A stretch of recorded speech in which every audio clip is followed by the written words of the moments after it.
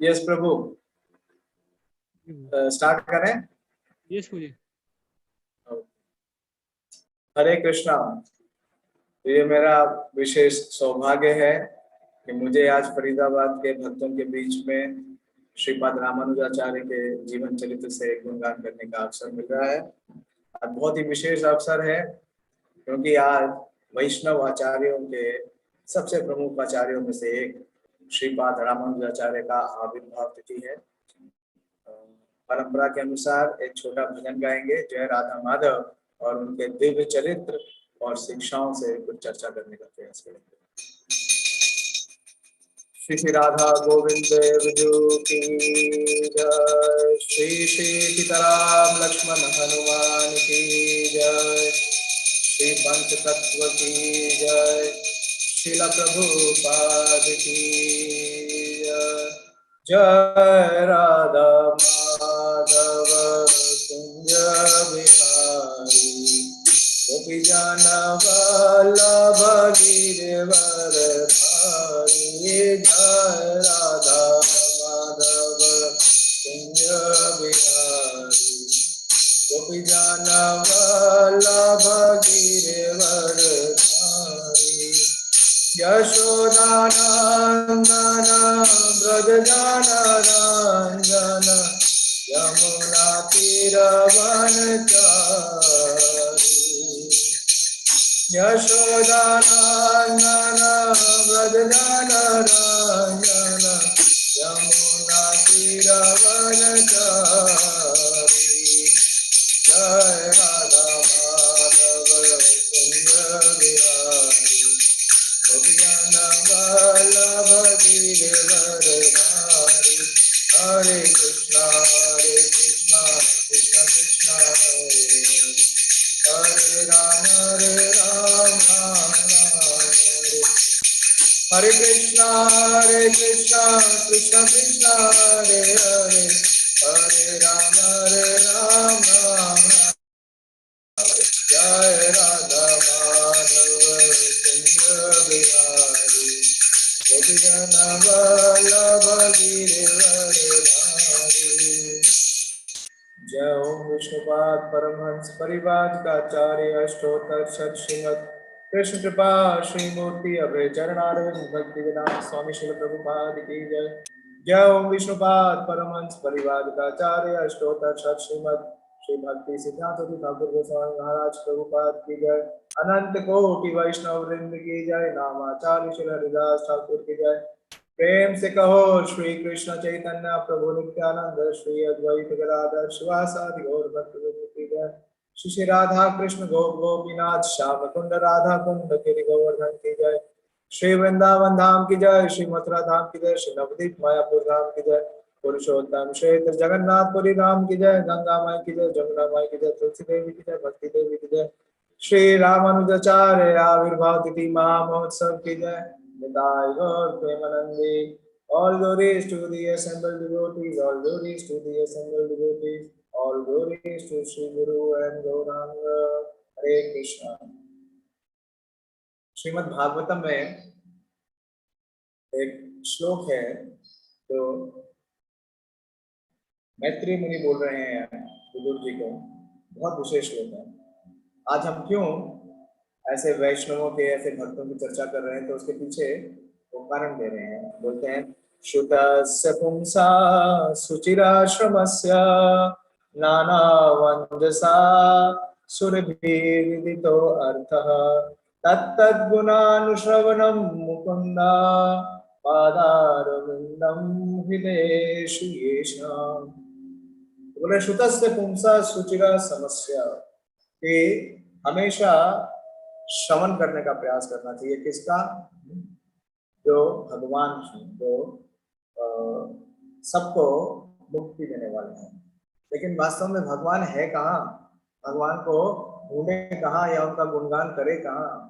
तो बता रहे हैं पादारविंदम हृदेषु येषाम् कि जिन भगवान के जो पादारविंद है, जो उनके चरण कमल हैं, वो हृदय में स्थित है। इनके, उनके भक्तों के। ये है तीसरा स्कंद, 13वां अध्याय और चौथा श्लोक। तो वास्तव में जो शुद्ध भक्त हैं, जिन्होंने अपनी भक्ति में सेवा और अपने प्रेम से भगवान को अपने हृदय में आसीन कर लिया है, आरूढ़ कर लिया है, उन भक्तों का जब हम गुणगान करते हैं तो हमें भगवान का दर्शन संभव है। प्रभुपाद जी लिखते हैं इस श्लोक के तात्पर्य में कि it is the duty of a transcendental student to hear about the glories of pure devotees explained by pure devotees। तो ये बहुत विशेष है, इसलिए आज श्रीपाद रामानुजाचार्य के जीवन चरित्र, उनका दिव्य शिक्षा है, उस पर कुछ चर्चा करने का प्रयास करेंगे। ओम अज्ञानतिमिरन्धस्य ज्ञानाञ्जनशलाकया चक्षुरुन्मीलितं येन तस्मै श्रीगुरुवे नमः। श्रीचैतन्यमनोभीष्टं स्थापितं येन भूतले स्वयं रूप तदा मह्यं ददाति स्वपदान्तिकं। वन्देऽहं श्रीगुरो श्रीयुतापदकमलं श्रीगुरून् वैष्णवांश्च श्रीरूपं साग्रजातं सहगण रघुनाथान्वितं तं सजीवं साद्वैतं सावधूतं परिजनसहितं कृष्ण चैतन्य देवं श्रीराधा कृष्ण पादान् सहगण ललिता श्री विशाखान्वितांश्च। हे कृष्ण करुणा सिंधु दीनबंधु जगतपते गोपेश गोपिका कांत राधा कांत नमोस्तुते। ताप्त कांचन गौरांगी राधे वृंदावनेश्वरी वृषभानुसुते देवी प्रणमामि हरिप्रिये। वाञ्छाकल्पतरुभ्यश्च कृपा सिन्धुभ्येव च पतितानां पावनेभ्यो वैष्णवेभ्यो नमो नमः। जय श्री कृष्ण चैतन्य प्रभु नित्यानंद श्री अद्वैत गदाधर शिवासादि गौर भक्तवृंद। हरे कृष्णा कृष्णा कृष्णा हरे हरे, हरे राम राम राम हरे हरे। नमो विष्णुपादाय कृष्ण प्रेष्ठाय भूतले श्रीमते भक्ति वेदांत स्वामिनिति नामिने। नमस्ते सरस्वते देवे गौरवाणी प्रचारिणे निर्विशेष शून्यवादी पाश्चात्य देशतारिणे। हरे कृष्ण। तो श्रीपाद रामानुजाचार्य ये कौन है, क्यों इतने विशेष हैं? हालांकि जिस संप्रदाय में हम हैं ये उस संप्रदाय के भी नहीं है, लेकिन इनका जीवन चरित्र और इनका योगदान पूरी वैष्णव समाज के लिए और विशेष रूप से वैष्णव भक्तों के लिए बहुत ही अतुलनीय है, दिव्य है। सबसे पहले श्रीपाद रामानुजाचार्य के बारे में हमें वर्णन कहाँ मिलता है? अगर आप भगवद गीता, जो कि प्रभुपाद जी ने कहा कि जो आध्यात्मिक जीवन की क्या है, वो पहली पुस्तक है, ABC। तो जब हम प्रभुपाद जी की भगवद गीता यथारूप का अध्ययन करना शुरू करते हैं तो प्रभुपाद जी श्लोकों पे आने से पहले और भगवान का जो निर्देश है उसको देने से पहले एक भूमिका प्रस्तुत करते हैं, बहुत ही विस्तृत भूमिका है।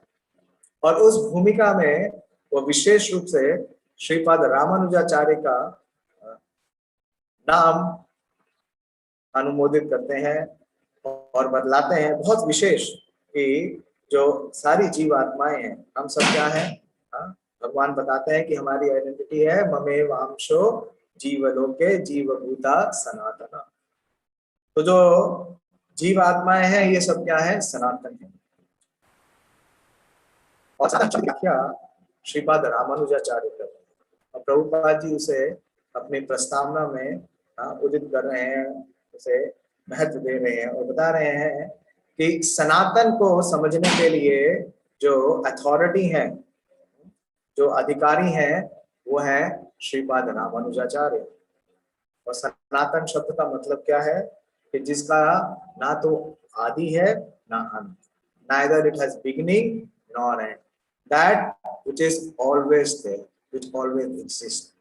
तो वास्तव में जो भगवान हमें बता रहे हैं कि हम सब जीवात्माओं की कैरेक्टरिस्टिक क्या है, क्या विशेषता है कि हम सब सनातन हैं।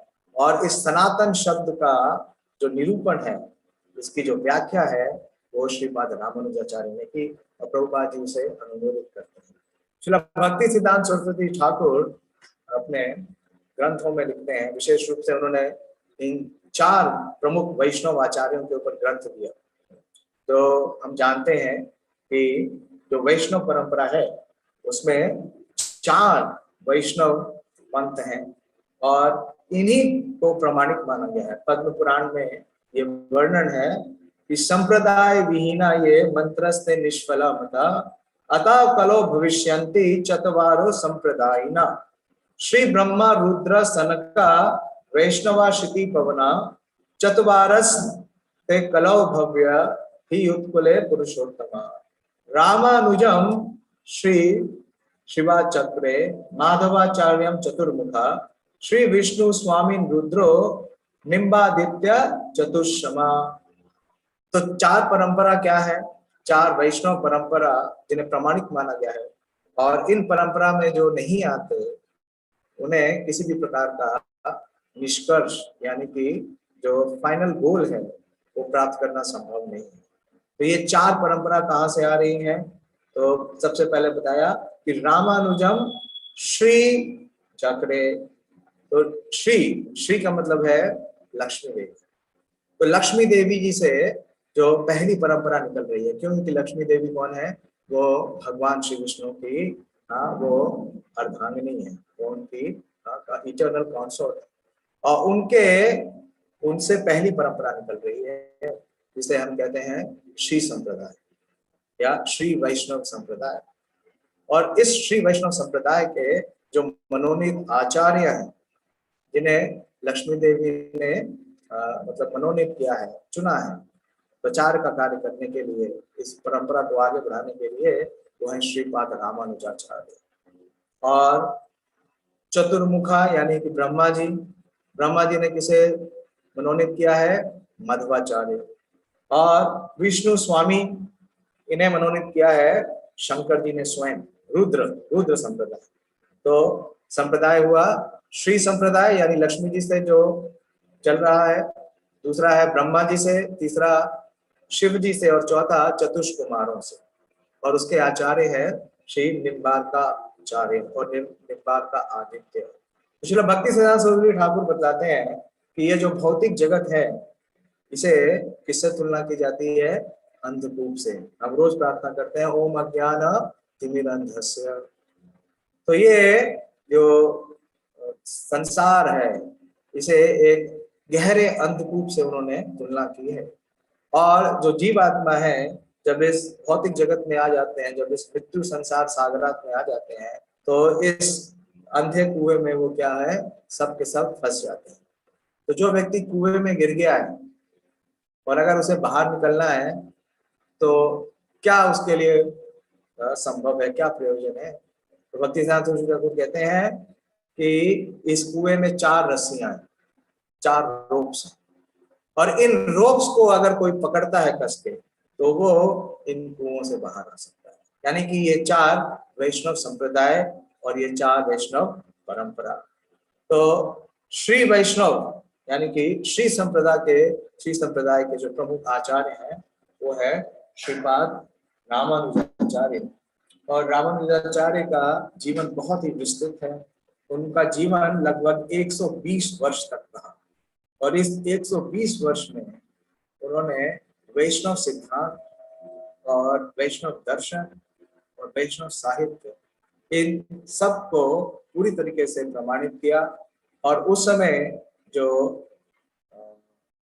नास्तिकवाद और या निर्विशेषवाद या शंकराचार्य के जो अनुयायी थे, इनके अनुसार कि शिव ही परम है, इन सारी गलत धारणाओं का उन्होंने बड़े ही प्रखरता के साथ विरोध किया और वैष्णव सिद्धांत को सर्वोपरि जो है स्थापित किया।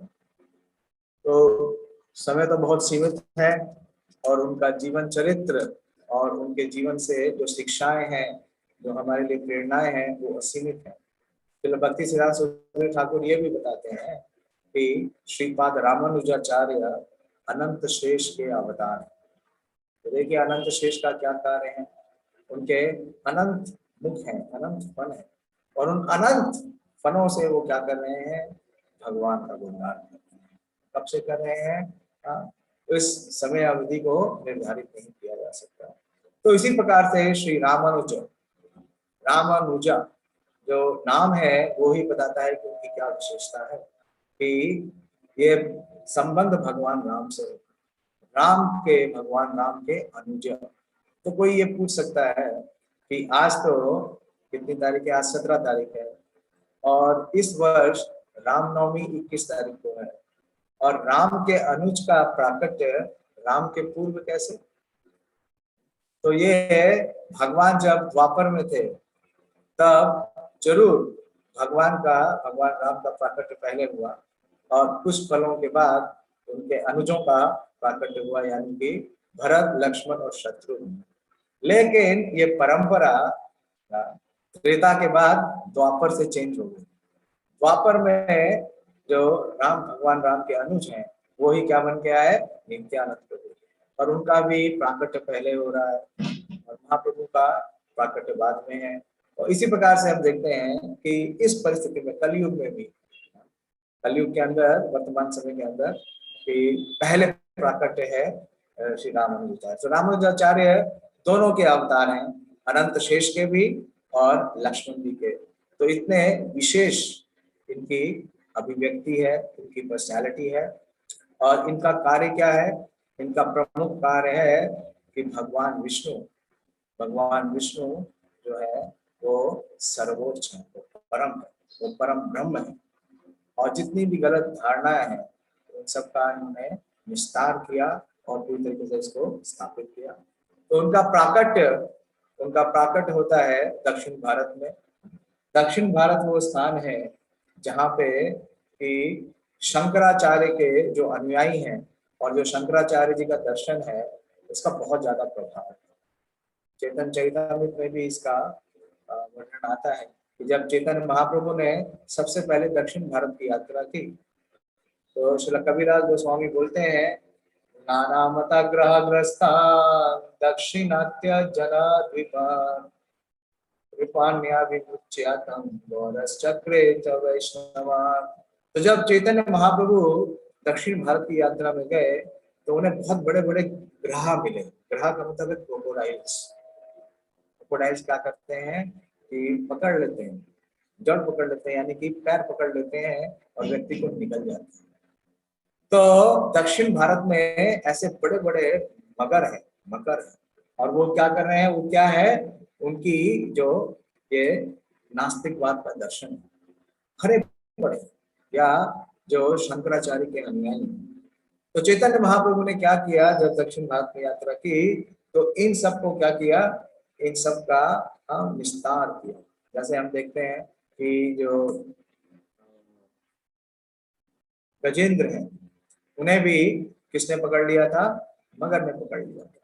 भगवान विष्णु को आना पड़ा, अपना सुदर्शन चक्र छोड़ा और मगर का जो जीवन है उसका अंत किया, और जो गजेंद्र है उसको मृत किया।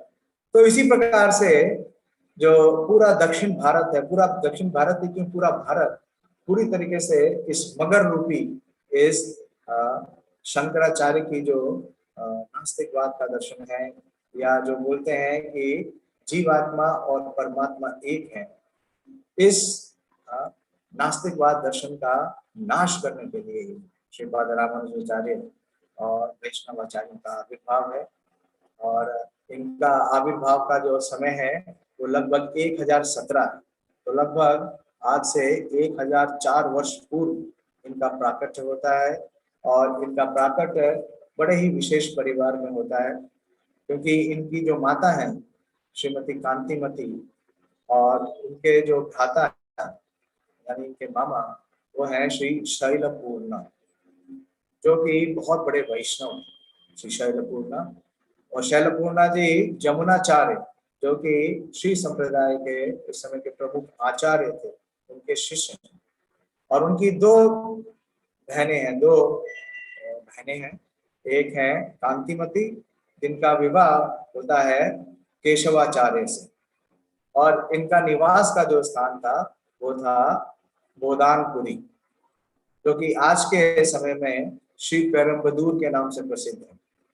हम लोग जानते हैं श्री पेरुम्बदूर को इसलिए क्योंकि ये वही स्थान है दक्षिण में जहाँ पे हमारे प्रधानमंत्री उस समय के राजीव गांधी का असैसिनेशन हुआ था। लेकिन ये स्थान उसके लिए नहीं, ये स्थान बहुत पवित्र है, ये एक दिव्य देशम है, क्योंकि वहाँ पे श्रीपाद रामानुजाचार्य का प्राकट होता है। और क्योंकि इनका जो प्राकट है, इनका आविर्भाव ऐसे परिवार में हुआ जो कि ब्राह्मण था। उनके पिता केशवाचार्य सब प्रकार के यज्ञ करने में बहुत ही दक्ष थे, इसलिए उनका नाम था सर्वकृतु। सर्वकृतु का मतलब होता है यज्ञ, तो सब प्रकार के यज्ञ अनुष्ठान कर सकते थे। लेकिन विवाह के बाद केशवाचार्य और कांतिमती दोनों को ही संतान नहीं हो रहे थे, और संतान प्राप्ति के लिए दोनों ने एक निर्णय किया, एक संकल्प किया, क्योंकि जो जिस स्थान पे वो रहते थे श्री पेरुम्बदूर, वहां से चेन्नई लगभग 40 किलोमीटर दूर था। और चेन्नई में एक विग्रह है, आपको आश्चर्य होगा उस विग्रह का नाम जान के, और वो विग्रह है श्री श्री राधा पार्थसारथी, श्री श्री राधा पार्थसारथी। और उस श्री श्री राधा पार्थसारथी के विग्रह से वो प्रार्थना करते हैं, और ये भी वर्णन आता है कि वो निरंतर वो गोदानपुरी से यानी श्री पेरुम्बदूर से चेन्नई भगवान की सेवा करने के लिए जाते हैं, और उनसे यही प्रार्थना करते हैं कि आप हमारे जीवन में अपने एक विशेष भक्त को भेजिए।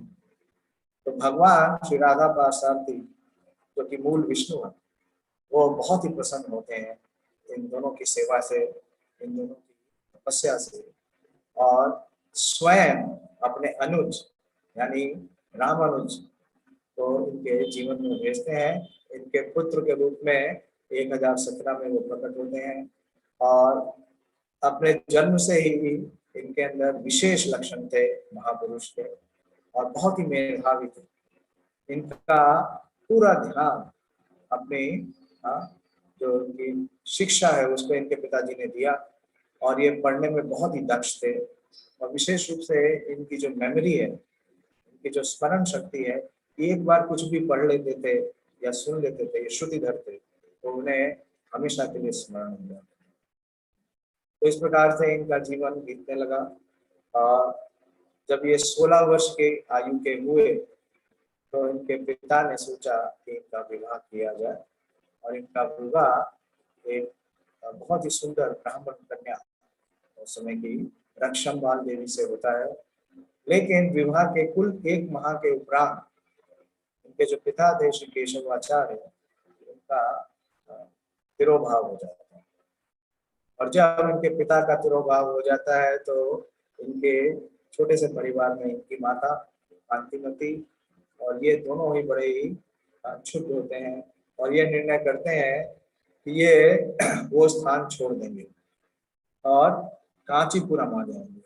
और कांचीपुरम आने के पीछे एक विशेष कारण था, क्योंकि जब ये श्री पेरुम्बदूर यानी गोदानपुरी में रह रहे थे तो उस समय के एक वैष्णव थे जिनका नाम था श्री कांचीपूर्णा। और ये कांचीपूर्णा रोज इनका नियमित अभ्यास था कि ये अपने गांव से रोज कांची जाते थे। और कांची बहुत विशेष था क्योंकि कांचीपुरम में एक बहुत बड़ा विग्रह है, बहुत विशेष विग्रह है, और उस विग्रह का नाम है श्री वरदराज। वरदराज का मतलब है वर देने वालों में, जो आशीर्वाद देते हैं उन सबों में राजा वरदराज। और ये जो कांचीपूर्णा है, ये वरदराज जी के इतने विशेष सेवक थे कि भगवान वरदराज अपने विग्रह रूप में इनसे रोज वार्ता करते थे। चैतन्य चरितमृत में ये वर्णन आता है कि विग्रह नहीं तुम्ही साक्षात ब्रजेंद्र नंदन। तो विग्रह नहीं थे वो वरदराज, वो वास्तव में व्यक्ति थे और अपनी अभिव्यक्ति वो करते थे श्री कांचीपूर्ण से, क्योंकि कांचीपूर्ण इतने शुद्ध भक्त थे। और कांचीपूर्ण जी रोज रामानुज के घर के सामने से रोज जाते थे वरदराज की सेवा करने के लिए। और जब भी रामानुज को उनका एक दर्शन प्राप्त होता था, ऑडियंस प्राप्त होता था, तो उनके हृदय में बड़ा ही उत्साह और उमंग होता था कि इस वैष्णव का मैं संग करूं। हालांकि रामानुजाचार्य ब्राह्मण जाति से थे, बहुत ही उच्च ब्राह्मण जाति से थे, लेकिन जो श्री कांचीपूर्ण है वो ब्राह्मण जाति से नहीं थे, वो शूद्र जाति से थे, लेकिन वैष्णवों के लिए जाति नहीं देखते। हालांकि उस समय की जो परिस्थिति थी, विशेष रूप से दक्षिण भारत में क्यों, पूरे भारत में आज भी है कि लोग जन्म को या कुल को बहुत प्रधान मानते हैं, लेकिन रामानुजाचार्य बचपन से ही बहुत विशेष थे। वो हमेशा कांचीपूर्ण का संग प्राप्त करना चाहते थे, उन्हें आमंत्रित करते थे अपने घर और कहते थे कि आप प्रसाद स्वीकार करिए, और उनसे भगवान वरदराज और भगवान विष्णु के बारे में श्रवण करते थे। तो दोनों ही इनके मामा श्री शैलपूर्ण और श्री कांचीपूर्ण दोनों ही श्रीपाद यमुनाचार्य, जो कि उस समय श्री संप्रदाय के आचार्य थे, दोनों के शिष्य थे। तो इन्हें बचपन से ही ऐसा परिवेश मिला कि इन्हें ऐसे विशेष भक्तों का संग मिला। तो जब इनके पिता का तिरोभाव हो गया तो इनकी माता और इन्होंने निर्णय किया कि ये श्री पेरुम्बदूर को छोड़ करके कांची आ जाएंगे, और ये कांची हस्तांतरित हो गए अपने परिवार के साथ। और जब ये कांची आए तो वहां पे कांचीपुरम में एक बहुत ही विशेष व्यक्ति थे जिनका बड़ा नाम था, वेदांत में बड़े ही पारंगत थे और उनकी ख्याति सब जगह व्याप्त थी, और उनका नाम था श्रीमद यादव प्रकाश। तो ये चाहते थे कि ये भी उनसे शिक्षा प्राप्त करें, क्योंकि जो यादव प्रकाश है वो वेदांत में बहुत ही पारंगत है, और उनका एक स्कूल था, एक वेदांत स्कूल था, और उस स्कूल में पढ़ने वाले जो भी माने जाते थे, उन्हें माना जाता था कि वो वेदांत के बहुत ही विशेष योग्य व्यक्ति हैं। तो श्रीपाद रामानुजाचार्य उस समय जो रामानुज थे, उन्होंने यादव प्रकाश के यहाँ अपना एडमिशन लिया और वो अध्ययन करने लगे। और यादव प्रकाश क्या पढ़ाते थे? वेदांत। लेकिन जो वेदांत की वो व्याख्या करते थे उनके गुरु यानी यादव प्रकाश, वो जो वेदांत की व्याख्या थी वो वास्तव में प्रमाणिक नहीं थी, वो सत्य स्थापित नहीं था। तो क्या था उसमें? ज्यादातर स्पेकुलेशन था।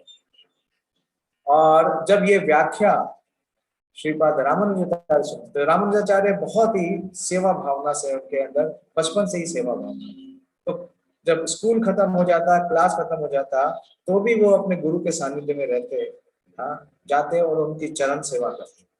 और एक बार ऐसा हुआ कि जब वो अपने गुरु यानी कि यादव प्रकाश की चरण सेवा कर रहे थे, तो कुछ शिष्य आए उनके और उन्होंने कुछ प्रश्न पूछे, और ये प्रश्न कुछ उपनिषद पे थे। और ये तैत्रीय उपनिषद से था कि सत्यम ज्ञानम अनंतम ब्रह्म,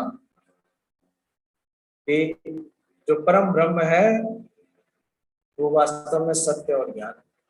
तो इस प्रकार से जब ये व्याख्या करने लगे तो रामानुजाचार्य को ये स्वीकार नहीं हुआ, क्योंकि परम जो सत्य है, जो परम सत्य है, जो परम ब्रह्म है, उनके उनका एक गुण है कि वो ज्ञानम और अनंतम है।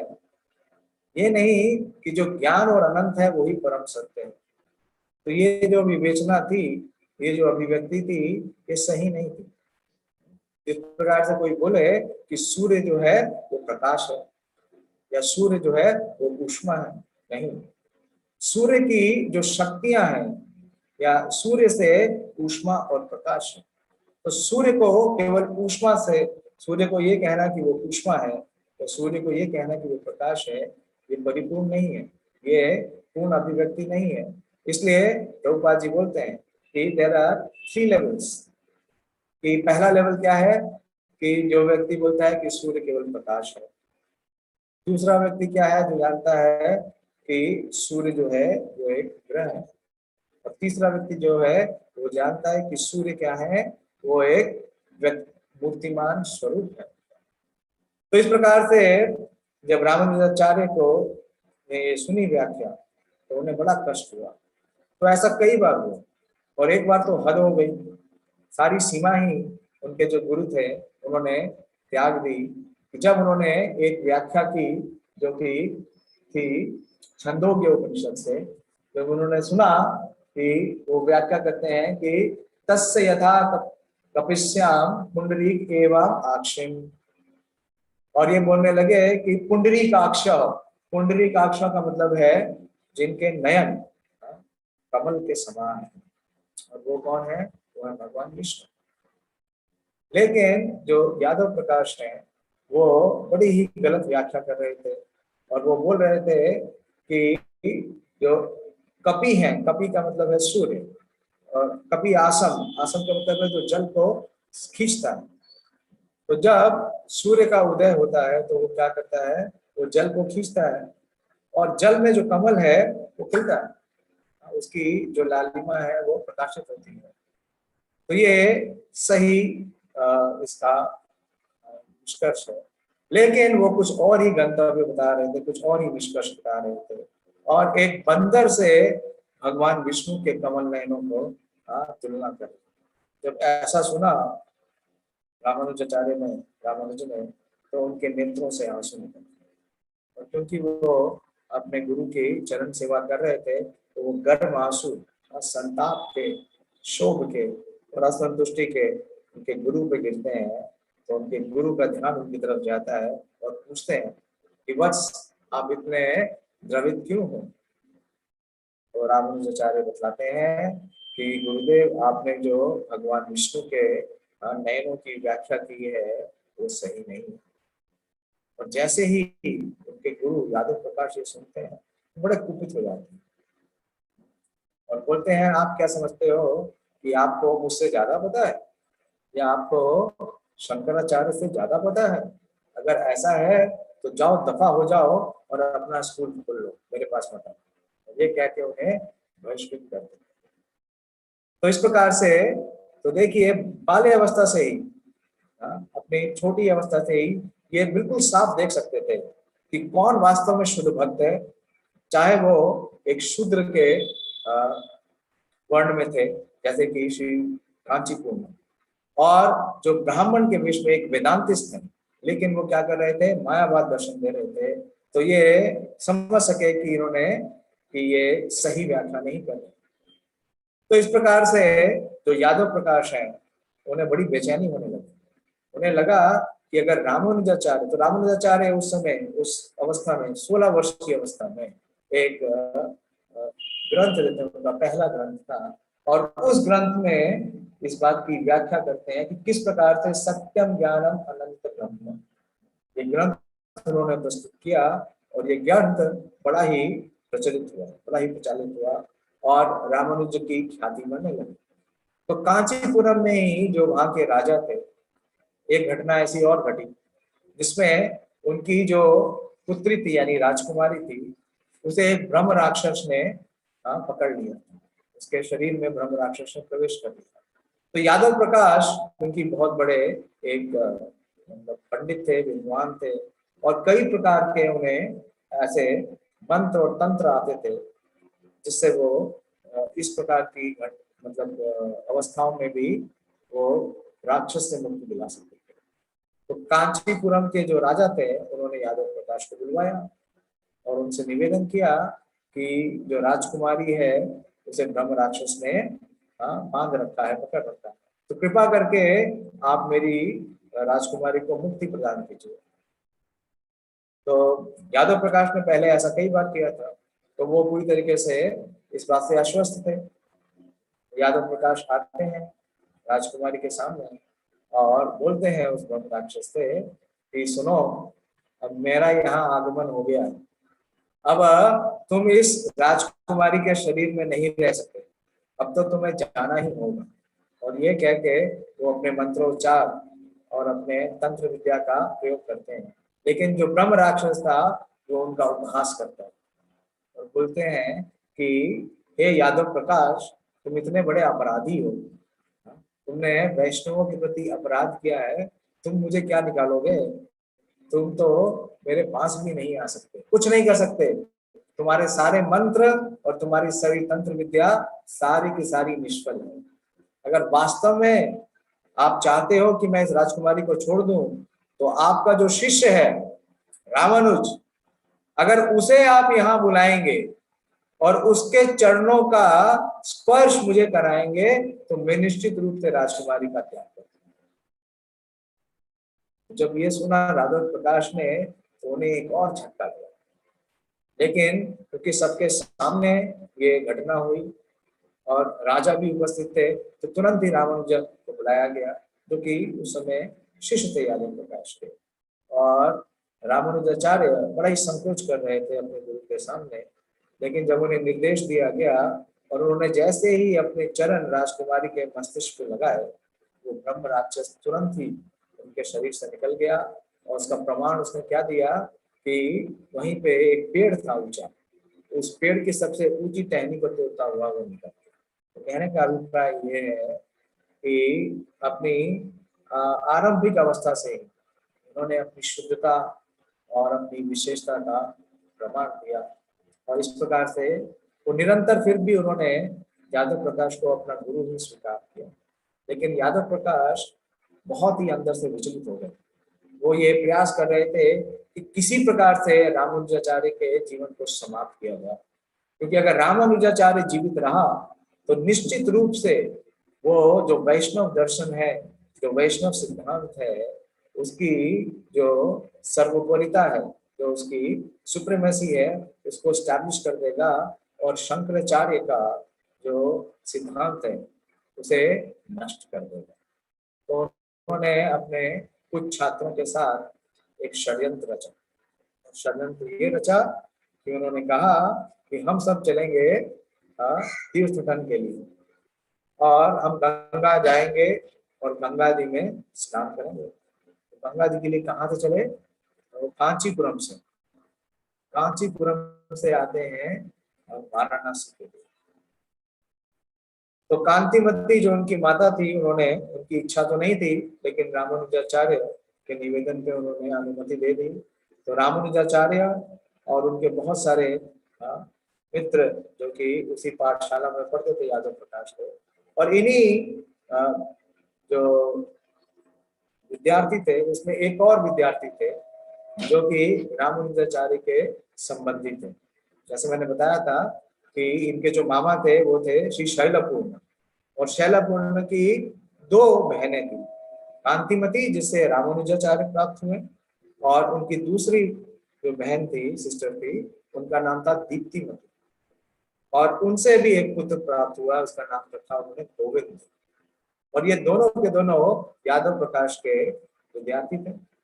तो यादव प्रकाश जी जब इनको लेके जाने लगे तो गोविंद को पता चल गया कि वास्तव में जो ये जो तीर्थ स्थान का जो प्रोग्राम है, इसमें तो ये रामानुजाचार्य को क्या करना चाहते हैं, मारना चाहते हैं।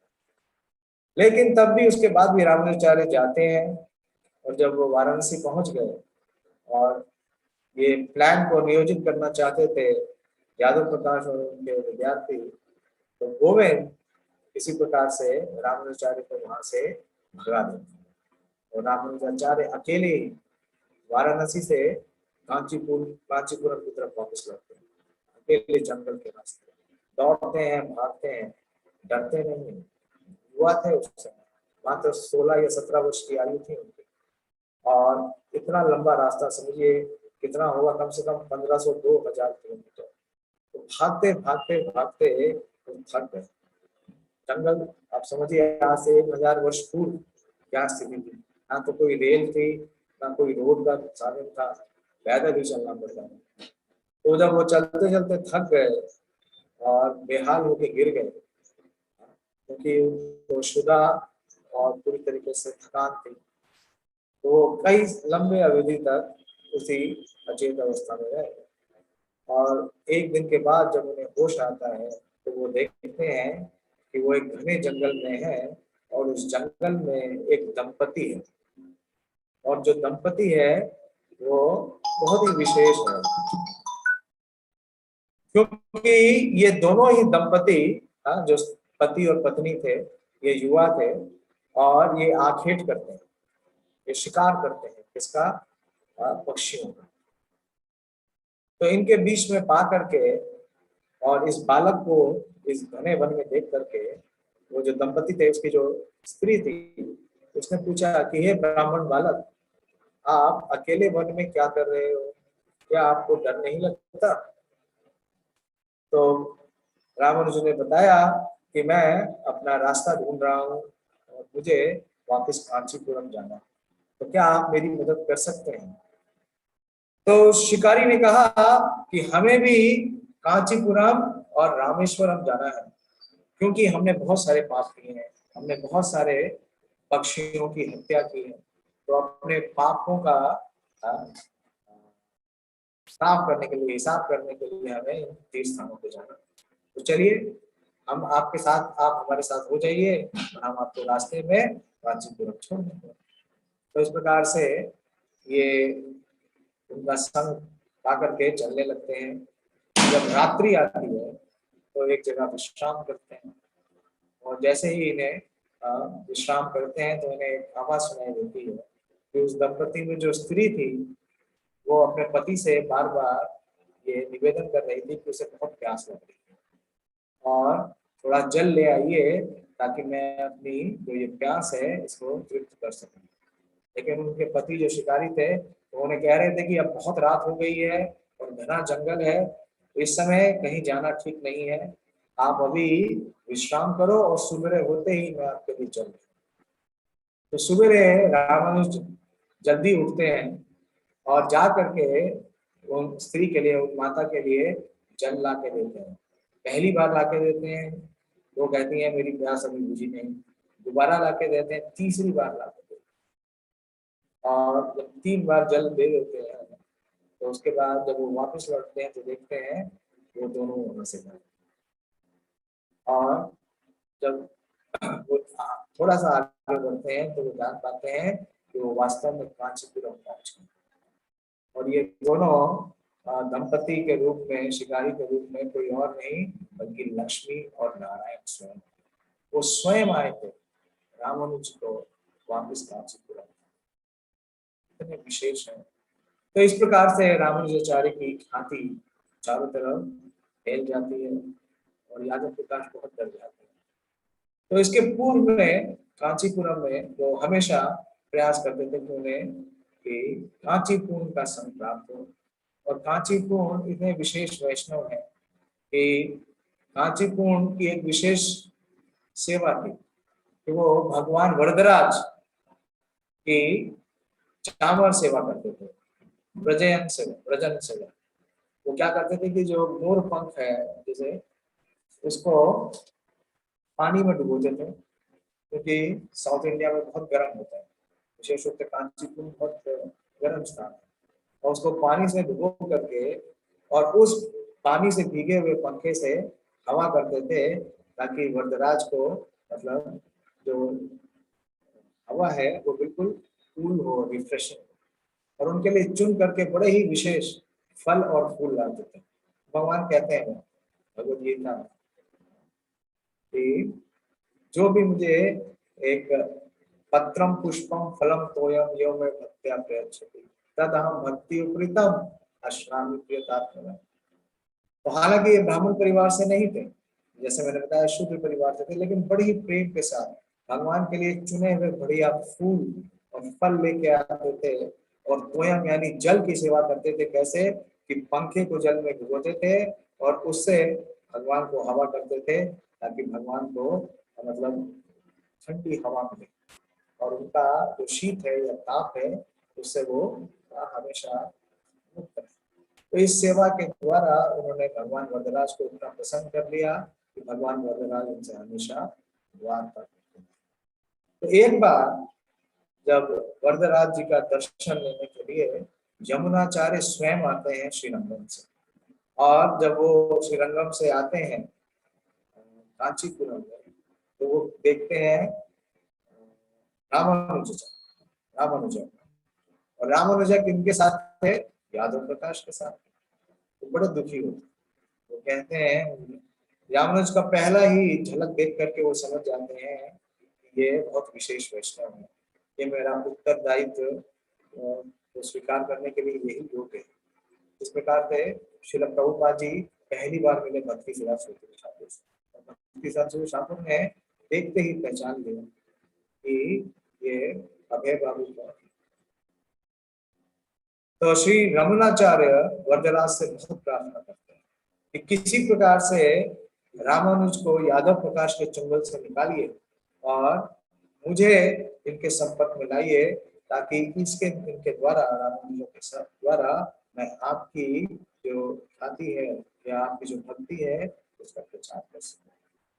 तो जो अब शुद्ध वैष्णव इस प्रकार से प्रार्थना करता है तो उसकी प्रार्थना में बहुत बल है। और जैसे ये घटना घटी यादव प्रकाश की, तो उसके बाद रामानुजाचार्य ने अपना एक अलग स्कूल खोल दिया। तो और उस स्कूल में वो जो वैष्णव सिद्धांत है उसे पढ़ाने लगे और उनकी ख्याति होने लगी। और वो गुरु की खोज में थे। उन्होंने श्री कांचीपुरम से प्रार्थना की कि आप शुद्ध भक्त हैं, वरदराज के इतने करीब हैं कि वरदराज आपसे वार्ता करते हैं, तो कृपा करके आप मुझे अपना शिष्य स्वीकार करें। लेकिन श्री कांचीपुर इस बात से सहमत नहीं थे। उन्होंने कहा कि मैं तो एक शूद्र परिवार से हूँ, लेकिन मैं आपका संदेश भगवान वरदराज को दे दूंगा, and I will help you to find who is your guru. तो इस प्रकार से वरदराज जी से वो प्रार्थना करते हैं श्री कांचीपुर में। और वरदराज जी से पूर्व में किसने प्रार्थना की? श्री यमुनाचार्य ने। और दोनों ने किसके लिए प्रार्थना की? रामानुज। तो उसका प्रतिपादन ये हुआ कि शॉर्ट समय, कुछ ही समय के बाद एक ब्राह्मण रामानुजाचार्य के समक्ष प्रस्तुत होता है रामानुज के लिए, और उन्हें एक संदेश देता है जो कि 6 सत्य हैं उसे स्थापित करता है। पहला सत्य क्या है कि जो परम ब्रह्म है वो वास्तव में भगवान विष्णु है, और भगवान विष्णु ही इस पूरे जगत के कारण है। दूसरा सत्य कि जो जीव है और जो भगवान है, जो परम सत्य है, जो परम ब्रह्म है, उनका जो एग्जिस्टेंस है वो दोनों क्या है? एक नहीं है। जीव तत्व और विष्णु तत्व और भगवत तत्व दोनों में क्या है? भेद है, दोनों एक नहीं है। ऐसा नहीं है जैसा कि शंकराचार्य के अनुयायियों ने कहा कि हम भी ब्रह्म और वो भी ब्रह्म, और जब दोनों ब्रह्म एक हो जाएंगे तो ये वास्तव में भ्रम है। भ्रम का मतलब है इल्यूजन। और तीसरा तत्व उन्होंने बताया कि जो मुक्ति है, वो तभी संभव है जब शरणागति, जब हम भगवान को शरणागत होंगे तभी व्यक्ति, जो जीवात्मा है, वो मुक्ति प्राप्त कर सकता है। और चौथा बहुत विशेष उन्होंने सत्य स्थापित किया, बताया रामानुजाचार्य को पर्सनली, कि जो भक्त हैं, जो भगवान के सेवक हैं, जो भक्त हैं, अगर मृत्यु के समय भी अगर वो भगवान का स्मरण नहीं कर पाते तो भी निश्चित रूप से उन्हें भगवत धाम प्राप्त हो। तो इस प्रकार से उन्होंने ये 6 सत्य बताए, और विशेष रूप से उन्होंने ये बताया कि आप तुरंत जो यमुनाचार्य के अनुयायी हैं श्री महापूर्ण, उनसे आप दीक्षा ग्रहण करते हैं। तो वास्तव में ये वरदराज स्वयं आए। वरदराज भगवान स्वयं ब्राह्मण के वेश में आते हैं, और ये सारे जो सत्य है, तो ये इटर्नल ट्रूथ है, और विशेष रूप से अपना निर्देश दे देते हैं कि आप यमुनाचार्य के अनुयायी श्री महापूर्ण से दीक्षा प्राप्त करें। तो इनके मन में बड़ी इच्छा हुई। ये पहले तो चाहना चाहते थे, यमुनाचार्य से दीक्षा लेना चाहते थे, तो इन्होंने सोचा कि क्यों ना जाऊं मैं श्रीपाद यमुनाचार्य के पास और उनका आश्रय ग्रहण करूं। और यमुनाचार्य चाहते थे कि रामानुज जो है श्रीरंगम है, और उनके बाद जितना भी ये दायित्व है, ये वैष्णव समाज का, जो वैष्णव सिद्धांत का, उसे स्थापित करें और मायावाद का खंडन करें। तो यमुनाचार्य क्या करते हैं कि अपने शिष्य श्री महापूर्ण उन्हें भेजते हैं श्रीरंगम से कि आप जाइए और रामानुज को कांची से श्रीरंगम ले आइए। तो महापूर्ण चलते हैं, आते हैं कांचीपुरम, और जब वो कांचीपुरम आते हैं तो रामानुज को अट्रैक्ट करने के लिए, उन्हें आकर्षित करने के लिए कुछ श्लोक जिनकी रचना यमुनाचार्य ने की थी, जिसे स्तोत्र रत्न कहते हैं, उनका गान करने लगे। और रामानुज की एक विशेष सेवा थी। रामानुजाचार्य वरदराज के मंदिर में एक विशेष सेवा करते थे। वो भगवान के लिए जल लेके आते थे। देखिए इतने विशेष आचार्य, इतने विशेष भक्त, और उनकी सेवा क्या है कि वो भगवान के लिए रोज उसी कुएं से जल लाते थे, जिस कुएं से लाके उन्होंने जल किसको दिया था? लक्ष्मी देवी को, जो कि एक शिकारी दंपति के रूप में है। डेली का इनका ये नित्य सेवा थी। ऐसे ही हम देखते हैं हमारे वैष्णव आचार्यों के जीवन में। श्री राजीव गोस्वामी जो कि इतने बड़े स्कॉलर थे, सबसे बड़े विद्वान पंडित, उनकी एक सेवा थी कि वो जो श्री रूप गोस्वामी रचना करते थे उसका एडिटिंग करते थे। लेकिन उसके साथ साथ एक और सेवा थी, वो रोज श्री रूप गोस्वामी के स्नान के लिए जल भर के पानी लाते थे और उनका जो स्थान है उसे साफ करते थे। हम भक्ति में थोड़ा समय बिता देते हैं तो हमें लगता है ये सब सेवा हमारे लिए नहीं है, ये सब सेवा नए भक्तों के लिए है। जितने पीले कपड़े वाले हैं, हमें जैसे ही लाल कपड़ा मिल जाता है तब तो हम समझते हैं कि हम तो अधिकारी बन गए हैं, हम लोगों को बता सकते हैं कि वो क्या सेवाएं करेंगे। सेवा नहीं करते, उन्हें आदेश देते हैं, निर्देश देते हैं। लेकिन ये आचार्य अपने जीवन से ये हमें शिक्षा देते हैं कि किस प्रकार की वो बिल्कुल ही सरल और सामान्य सेवा यानी मीनियल सर्विसेज करते हैं। तो जब वरदराज की सेवा में संलग्न थे, उनके लिए जल लेके आ रहे थे, तो महापूर्ण प्रवेश करते हैं वरदराज के प्रांगण में, और स्तोत्र रत्न जो यमुनाचार्य के द्वारा रचना है उसका वो गुणगान करने, उसका वो साइटेशन करने लगते हैं। तो सुन करके बड़े आकर्षित होते हैं रामानुजा और पूछते हैं कि हे महात्मा, आप किन के इन रचनाओं का आप विवरण कर रहे हैं? तो महापूर्ण उन्हें बतलाते हैं यमुनाचार्य के बारे में और बोलते हैं कि यमुनाचार्य जी ने आदेश दिया है कि आप तुरंत आके उनसे मिलें। और यमुनाचार्य से बहुत वृद्ध हो गए थे, उनकी अवस्था लगभग 102 वर्ष की थी और उनका स्वास्थ्य बहुत ही खराब था। तो उस समय आशा नहीं थी कि वो अपना जीवन आगे रखेंगे। तो उन्होंने अपनी लास्ट ये डिजायर एक्सप्रेस की थी कि रामानुज को आप मेरे पास लें। तो जब सुना रामानुज ने कि यमुनाचार्य ने उन्हें याद किया है, बड़े ही प्रफुल्लित हुए, बड़े ही प्रसन्न हुए। उन्होंने कहा, आप बोलते कि बस मुझे इतनी अवधि दे दीजिए कि मैं अपनी जो सेवा है भगवान के प्रति, वरदराज के प्रति, उसे पूर्ण करूं और मैं आपके साथ तुरंत चलता हूँ। तो महापूर्ण ने उनसे पूछा कि क्या आपको अपने परिवार वालों को बताने की आवश्यकता नहीं है, उनसे अनुमति लेने की आवश्यकता नहीं है? तो रामानुज ने कहा नहीं, क्योंकि जब एक महापुरुष बुला रहे हैं, जब एक गुरु बुला रहे हैं, तो उस निर्देश, उस आदेश के आगे और कोई निर्देश नहीं चल सकता। एक और शिक्षा प्राप्त होती है उनके जीवन से। और महापूर्ण और रामानुज दोनों ही चलते हैं श्रीरंगम की ओर कांचीपुरम से। लेकिन जब वो श्रीरंगम पहुंचते हैं तो क्या देखते हैं कि जो यमुनाचार्य है उनका तिरोभाव हो गया। बड़े ही विशुद्ध होते हैं, उनके हृदय में बड़ी तीव्र सेपरेशन फील होती है, उनसे विरह फील होता है, और वो ये अपने आप को धिक्कारते हैं कि मैं कुछ ही पलों से दूर हो गया कि मुझे श्रीपाद रमनाचार्य जो कि इतने विशेष आचार्य हैं उनका मुझे जो सीधा संपर्क था या उनका सानिध्य था नहीं प्राप्त हुआ। यमुनाचार्य के बारे में भी श्रील प्रभुपाद जी अपने टीकाओं में कई जगह की चर्चा करते हैं। खासकर ब्रह्मचारी भक्तों को यमुनाचार्य का वो श्लोक याद होगा। मेरे सामने 4 ब्रह्मचारी भक्त बैठे हैं। यमुनाचार्य बतलाते हैं कि ब्रह्मचारी के क्या भाव होने चाहिए, तो वो श्लोक आप देख सकते हैं। प्रभुपाद जी उसे कई अपने तात्पर्य में लिखते हैं।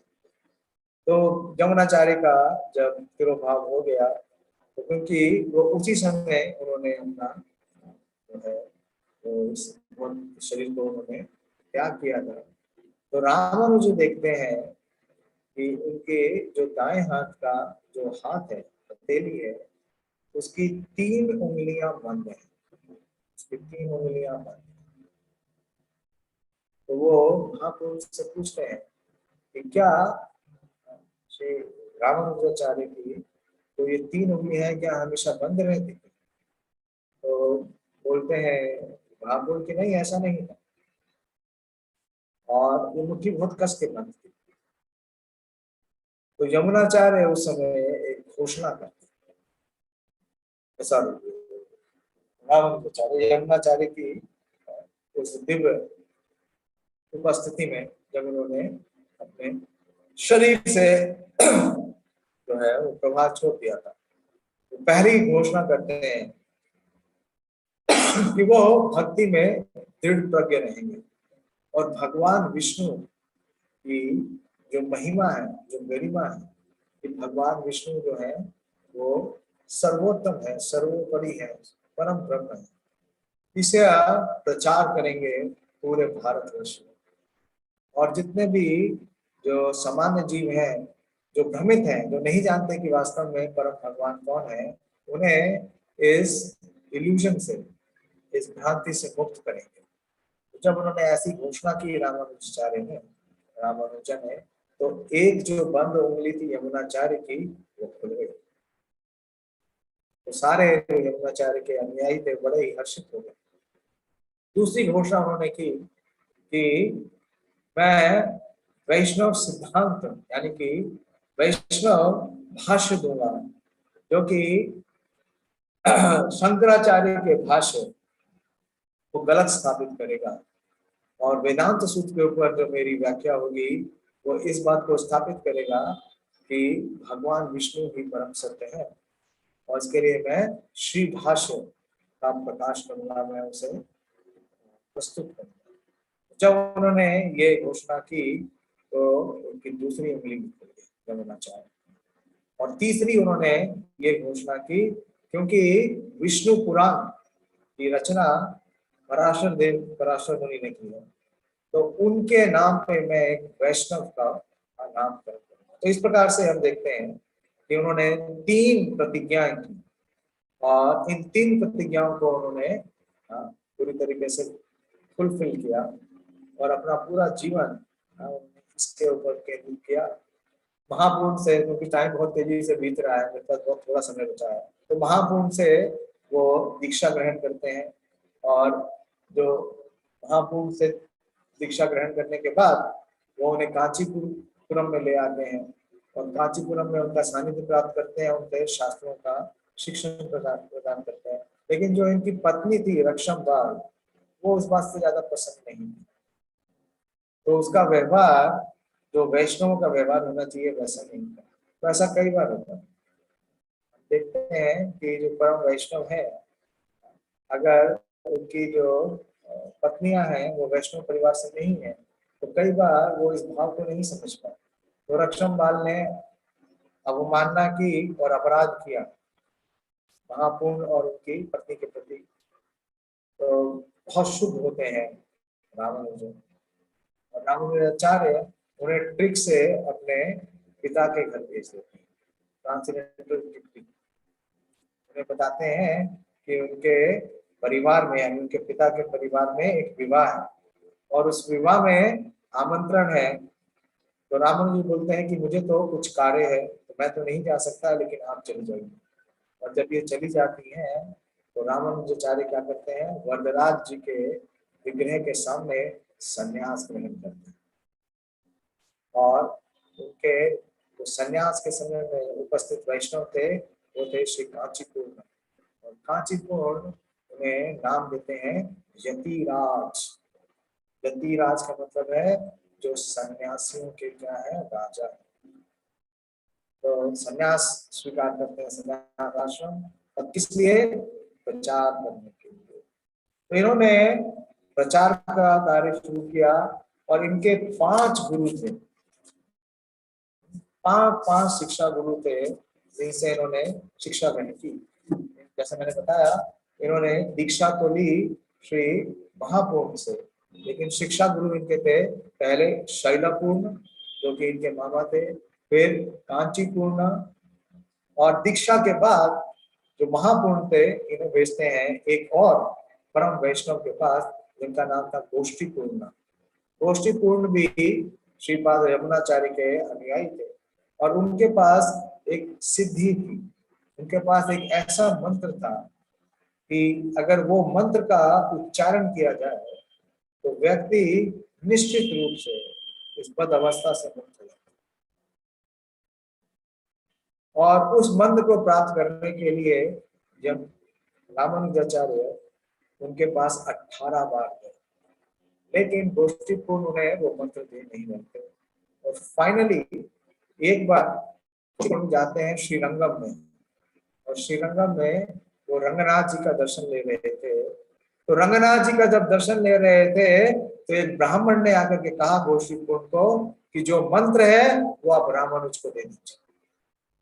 तो जब इतना भगवान से डायरेक्ट निर्देश मिला तो वो मंत्र दिया गोष्ठीपूर्ण ने रामानुज को, और जिस स्थान पे दिया वो स्थान था तिरुकोटायूर।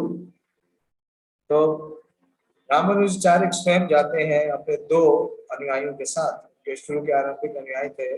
तो रामानुजाचार्य के जीवन में बहुत विशेष है, उनके गुरु और उनके शिष्य बहुत ही विशेष। तो सब पे चर्चा तो करने का अभी समय नहीं है, तो केवल गोष्ठीपूर्ण के बारे में बतलाऊंगा।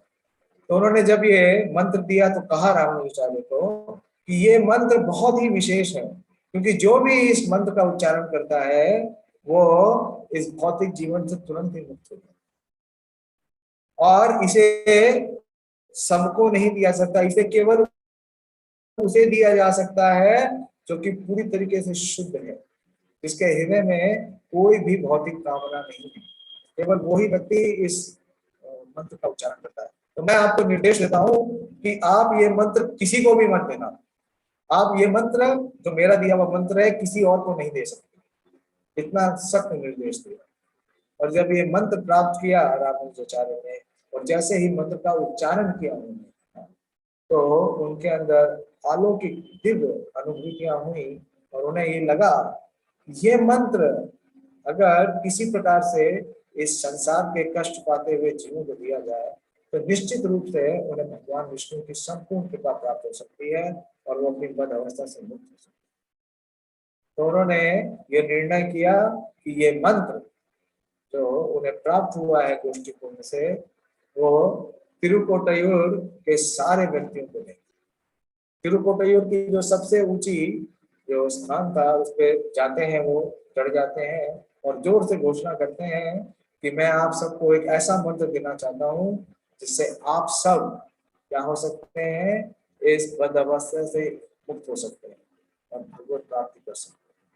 और ये कह करके उन्होंने जोर से 3 बार उस मंत्र का उच्चारण पूरे तिरुकोटायूर स्थान के सारे नागरिकों से करा और वो स्थान वैकुंठ में परिवर्तित हो गया। उस मंत्र के उच्चारण से जितने भी वहां के उपस्थित लोग थे उन्हें वैकुंठ की अभिव्यक्ति हुई। और ये बात जब उनके गुरु गोष्ठीपूर्ण को पता चली तो वो बहुत ही क्रोधित हुए। उन्होंने रामानुज को कहा कि तुमने आखिर वही किया जिसका मुझे संशय था, मैंने मना करने के बाद भी तुमने इतना बड़ा अपराध किया और सारी सामान्य जनता को जो कि योग्य नहीं है उन्हें ये मंत्र दे दिया, इस अपराध के लिए तुम्हें निश्चित रूप से नरक जाना पड़ेगा। तो रामानुजाचार्य की भाव देखिए, उनके हृदय में जो कंपैशन है वो देखिए।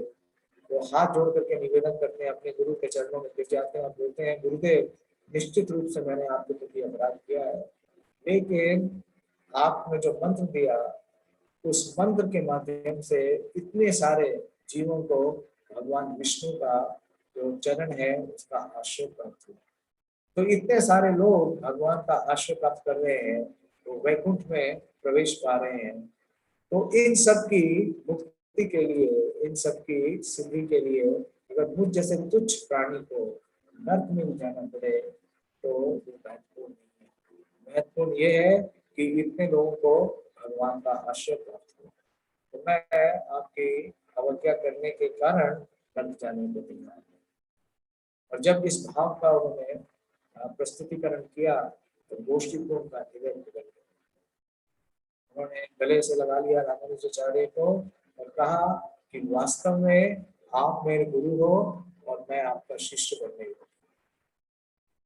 तो बहुत विशेष है, रामानुजाचार्य के जितने भी गुरु थे उन सबके जो पुत्र हैं, रामानुजाचार्य उनके चरण में पड़ जाते हैं, बोलते हैं ये तो संभव ही नहीं है, आप ही मेरे गुरु हो। लेकिन गोष्ठीपूर्ण उनसे एक निवेदन करते हैं और बोलते हैं कि जो मेरा पुत्र है सौम्य नारायण, उसे आप अपना शिष्य स्वीकार करिए। तो रामानुजाचार्य के 5 प्रमुख शिक्षा गुरु थे, उसमें थे गोष्ठीपूर्ण, मलाधर और वरारंग। और इन सब गुरुओं की उन्होंने ऐसी विशेष सेवा की, उन्हें इतना पसंद किया। सोचिए, हमारे एक आध्यात्मिक गुरु है, हम उनको पसंद नहीं कर पाते, और रामानुजाचार्य ने उनके 5 गुरु थे, उन सब की ऐसी विशेष सेवा की और उन्हें इतना पसंद किया कि उनके गुरु के जितने पुत्र थे सब रामानुजाचार्य के अनुयायी थे। और विशेष रूप से वरारंगा जो थे वो इतने विशेष थे कि वो इतना मधुर गाते थे कि उनके भजन को सुन के भगवान स्वयं सुनते थे। तो एक बार श्रीरंगम बुलाने के लिए कांचीपुरम से वरारंगा को भेजा यमुनाचार्य के अनुयायियों ने, और वरारंगा जो कि यमुनाचार्य के पुत्र भी थे और बहुत ही विशेष वैष्णव थे, वो कांची में आते हैं और वरदराज के सम्मुख अपने मधुर कंठ से गाते हैं और वरदराज को प्रसन्न करते हैं। और वरदराज बोलते हैं कि मांगो आपको क्या मांगना, और वरारंग बोलते हैं कि अगर आप प्रसन्न हैं तो रामानुज को श्रीरंगम भेजें। और रामानुजाचार्य उनकी इतनी सेवा करते हैं वरारंगा की, क्योंकि वरारंगा बहुत सुंदर गाते थे, ना सिर्फ गाते थे, बहुत सुंदर नृत्य भी करते थे। और जब वो नृत्य करते थे तो इतने आवेश में नृत्य करते थे कि थक जाते थे। और रामानुज उनके चरण की सेवा करते थे, उनके पूरे शरीर पे मसाज करते थे हल्दी से, और उन्हें रात में गर्म दूध देते थे। तो धर्म की व्याख्या के ऊपर श्री वरानंद ने बताया रामानुजाचार्य को कि वास्तव में धर्म क्या है और उस धर्म को कौन जान सकता है। धर्म की उन्होंने बहुत सुंदर व्याख्या की कि कौन व्यक्ति धर्म जानने के योग्य है। गुरुरेवा परम ब्रह्म, गुरुरेवा परम धनम, गुरुरेवा पराकामो, गुरुरेवा परायण। जो वास्तव में अपने गुरु को भगवान का प्रतिमूर्ति देखता है, प्रतिनिधि देखता है, और अपना सब कुछ गुरु को समर्पित करता है। तो श्रीपाद रामानुजाचार्य के जीवन से हम देखते हैं कि उनके 5 शिक्षा गुरु थे, और उन्होंने 5 के प्रति ऐसी सेवा भावना और समर्पण किया कि उनके सारे गुरु उनसे पसंद थे। और संन्यास के बाद उन्होंने अपना प्रचार शुरू किया। समय तो समाप्त हो गया, लेकिन 5 मिनट और लूंगा, थोड़ा प्रचार के बारे में उनका बताऊंगा। Can we extend? Krishna Gopinath Prabhu ji बोलिए। बोलिए प्रभु। यस भैया, आप बता सकते हैं। Okay, within 5 minutes I will try to wrap up. तो जब उन्होंने संन्यास ले लिया तो संन्यास लेने का प्रयोजन क्या था?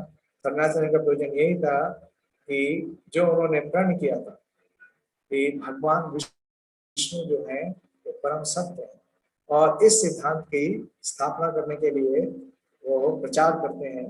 और जहाँ पे भी जाते हैं सब जगह मायावादियों का, जो निर्विशेषवादी हैं, जो बुद्धिस्ट हैं, उनका सब जगह प्रभाव था, उन्हें पराजित करते हैं।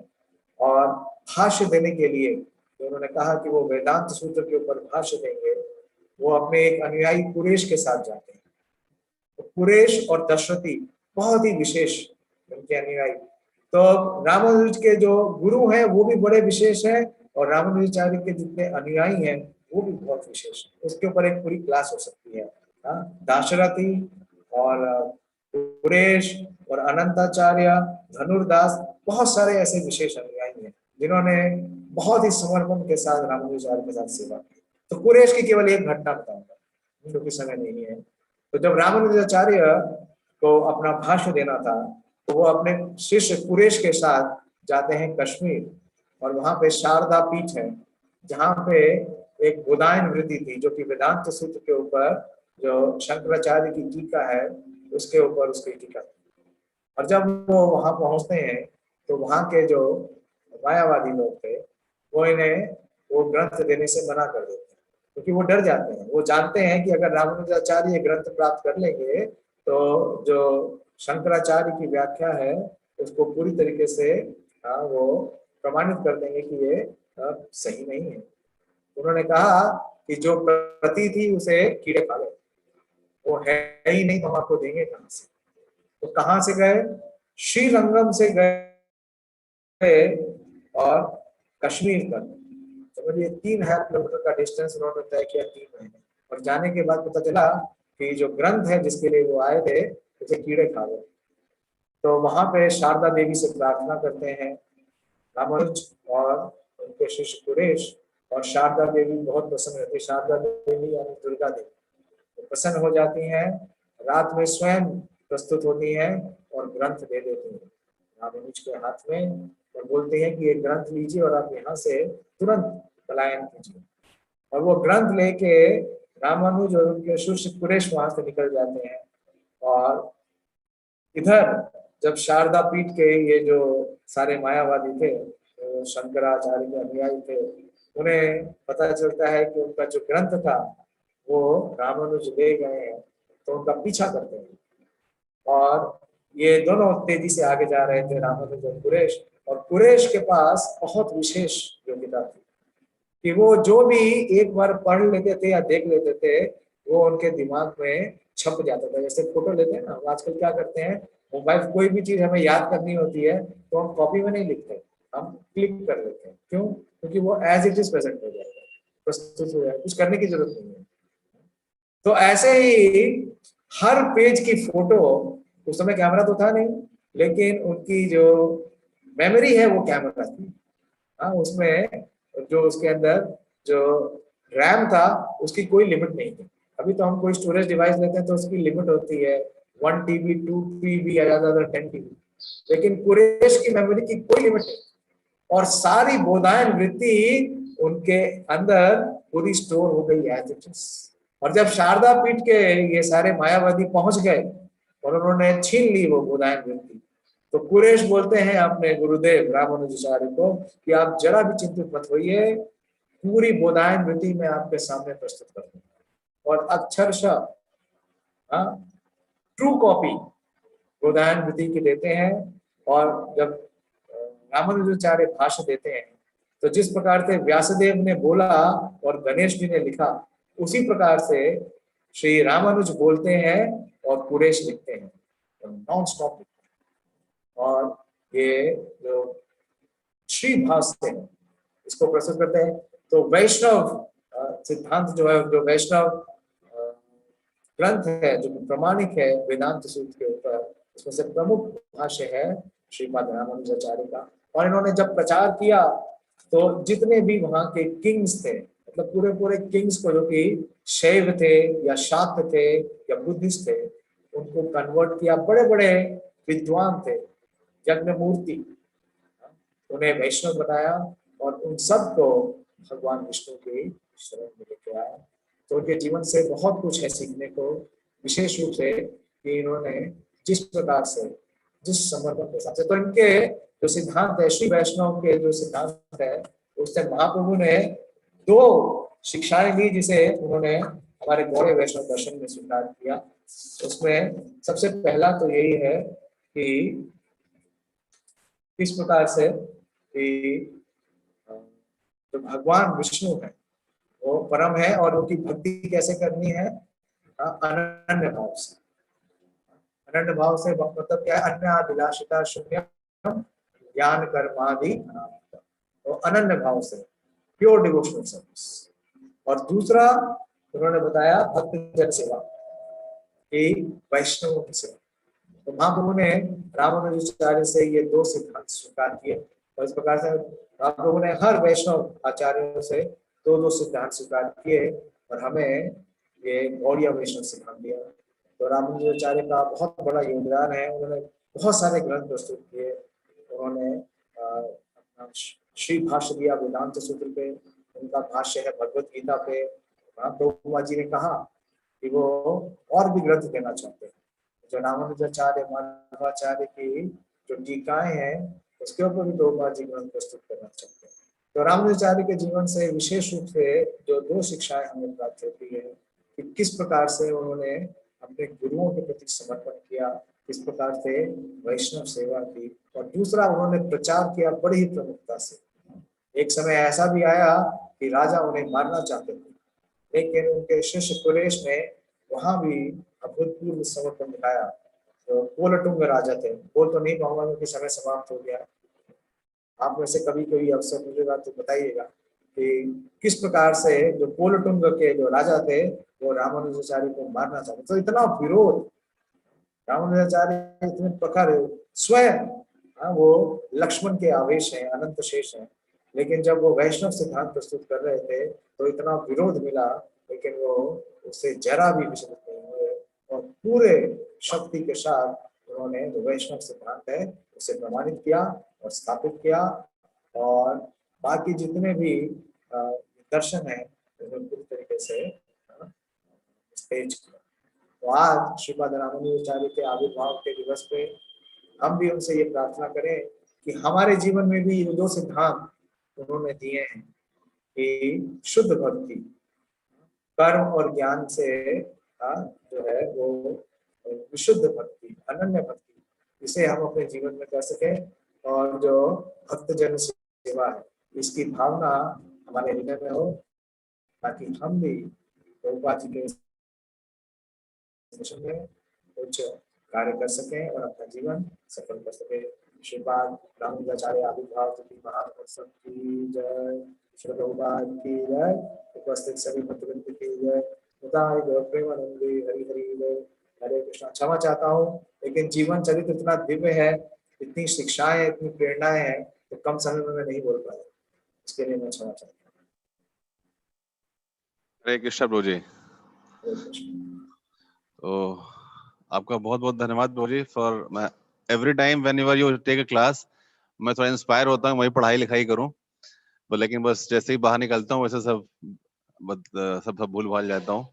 तो we are really very thankful. आज रामानुजाचार्य का तो विशेष दिन है ही। आज हम सब जानते होंगे आज प्रभु जी का भी विशेष दिन है, आज प्रभु जी का भी आविर्भाव दिवस है। तो प्रभु जी इज सो वंडरफुल। मतलब मैं तो पिछले मतलब अगर देखा जाए तो मैं प्रभु जी को पिछले 2006 मतलब 15, 16, 17 साल हो गए प्रभु जी। सो जस्ट आपका संग प्राप्त होता रहा है, सम वे और अदर प्राप्त हो रहा है।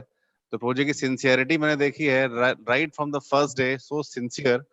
और जो प्रभु जी ग्रेविटी है वो मैं हमेशा इंस्पायर है प्रभु जी। एंड आज आपका जन्मदिन है, तो आप हमें आशीर्वाद दें कि हम सब भी इसी सिंसियरिटी के साथ सेवा कर सकें। And we really are praying for you कि आपका स्वास्थ्य बिल्कुल ठीक रहे, आध्यात्मिक उन्नति आप कर रहे हैं। हम क्या प्रार्थना करेंगे, गुरु की जिस तरह सेवा कर रहे हैं, सो एक्सपर्ट। मेरा निवेदन है कि मेरे आज जीवन के 50 साल हो गए। 50 साल हो गए, लेकिन मैं कुछ कर नहीं पाया। मैं वास्तव में अभी भी अज्ञान, अहंकार और आसक्ति से भरा हूँ।